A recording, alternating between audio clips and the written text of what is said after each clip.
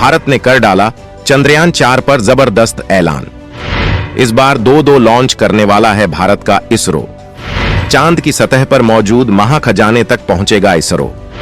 इधर भारत के साथ लगी रेस में फेल हुआ चीन, गायब हुए सैटेलाइट।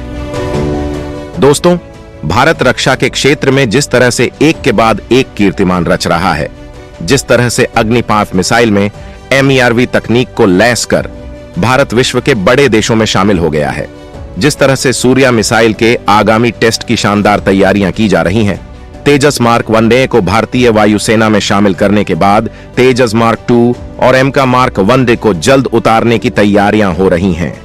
ठीक उसी तरह से भारत अब स्पेस में दनादन धमाके कर रहा है।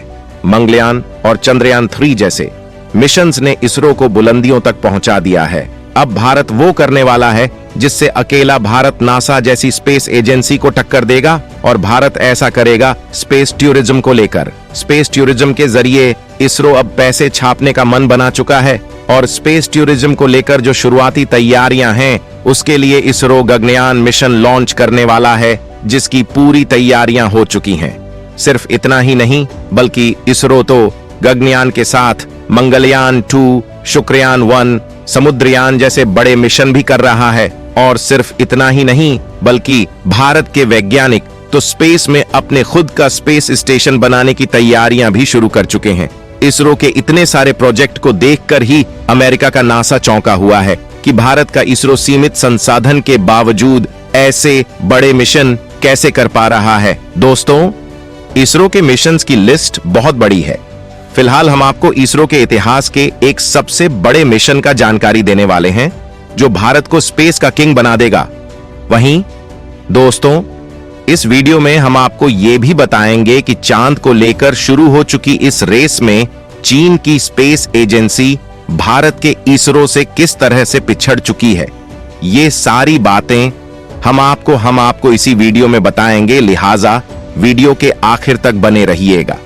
सबसे पहले बात कर लेते हैं चीन के चांद मिशन की, जो फेल हो चुका है। चांद तक पहुंचे में फेल हो गए चीन के वैज्ञानिक। चीन का चंद्र मिशन फेल, इसरो निकला आगे। दोस्तों, अब बात करते हैं चीन की, जो चांद पर लगी रेस में भारत से पिछड़ गया है। हाल ही में चीन के 2 सैटेलाइट अपनी कक्षा में पहुंचने से पहले ही स्पेस में गायब हो गए। चीन के हाई प्रोफाइल अंतरिक्ष प्रोग्राम में इसे बड़ी चूक माना जा रहा है। ये चीन के लिए चंद्र मिशन को लेकर बहुत बड़ा झटका है। साथ ही अब दुनिया को यह लगने लगा कि चांद की इस रेस में अब चीन भारत से भी पिछड़ रहा है। चीन का अपनी खुद की सैटेलाइट पर कोई कंट्रोल नहीं रह गया है। स्पेस में गायब हुए चीन के इस दोनों सैटेलाइट के बारे में जानकारी सामने आई है कि चीनी रॉकेट DRO-A और B उपग्रह को निर्धारित कक्षा में स्थापित करने में फेल साबित हुआ है। बड़ी बात तो यह है कि यह भी नहीं पता कि चीन के ये दोनों सैटेलाइट इस वक्त कहां पर हैं और किस हालात में हैं। मिशन को जिस DRO ऑर्बिट में स्थापित किया जाना था, वो चंद्रमा की सतह से हजारों किलोमीटर ऊपर ऊंचाई पर है।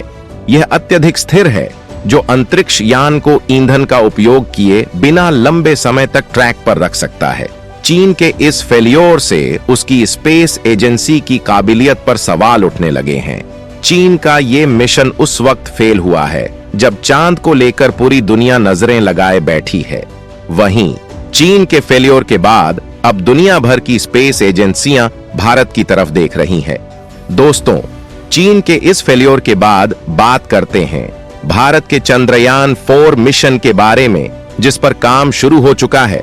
और इस बार का चंद्रयान 4 कुछ खास होने वाला है।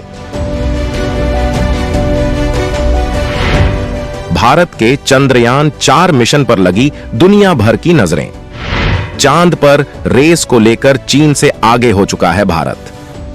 दोस्तों, चांद के डार्क साइड में अपना मिशन उतारकर इसरो दुनिया भर की वाहवाही पहले ही लूट चुका है, और अब एक बार फिर से इसरो अगले चंद्र मिशन का ऐलान कर पूरी दुनिया को फिर से चौंका रहा है। छोटे मोटे देश तो छोड़ो, चीन, रूस और अमेरिका की स्पेस एजेंसियां भी डरी पड़ी हैं कि इसरो इतनी शानदार तकनीक के साथ कैसे काम कर पा रहा है। दोस्तों, इसी क्रम में अब चंद्रयान 4 को लेकर जानकारी सामने आ चुकी है। वास्तव में दोस्तों, इस बार का मिशन बेहद खास होने वाला है।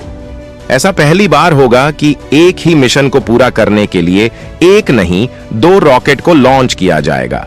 इस बार भेजा गया चंद्रयान चांद की जमीन पर लैंड करने के बाद वहां से कुछ सैंपल भी लेकर लौटेगा। हालांकि चंद्रयान 4 को लॉन्च करने में अब भी समय है।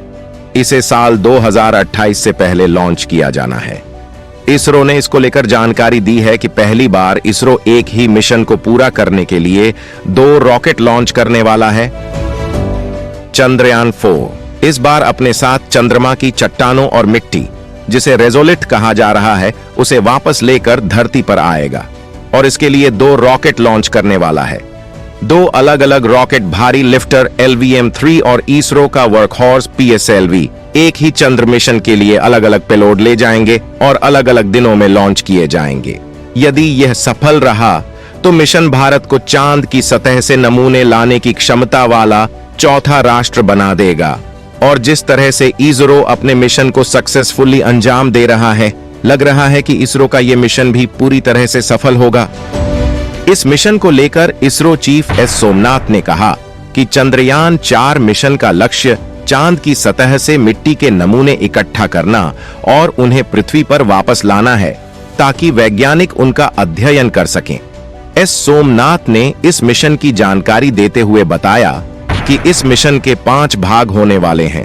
पहला होगा प्रोपल्शन मॉड्यूल यानी गति नियंत्रण, दूसरा होगा डिसेंडर मॉड्यूल यानी चंद्रमा पर उतरने वाला, तीसरा होगा असेंडर मॉड्यूल यानी चंद्रमा से वापसी वाला, चौथा होगा ट्रांसफर मॉड्यूल यानी एक कक्षा से दूसरी कक्षा में जाने वाला, और 5वां होगा पुनः प्रवेश मॉड्यूल यानी पृथ्वी पर वापसी के लिए।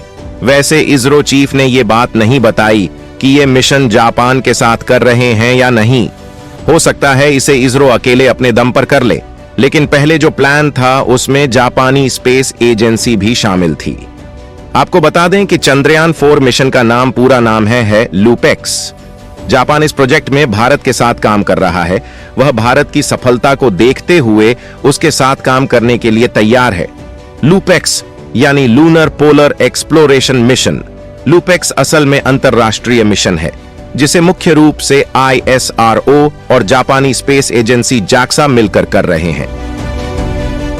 खैर दोस्तों, आपको क्या लगता है, चांद पर लगी इस रेस में क्या भारत चीन को आसानी से पटखनी दे देगा?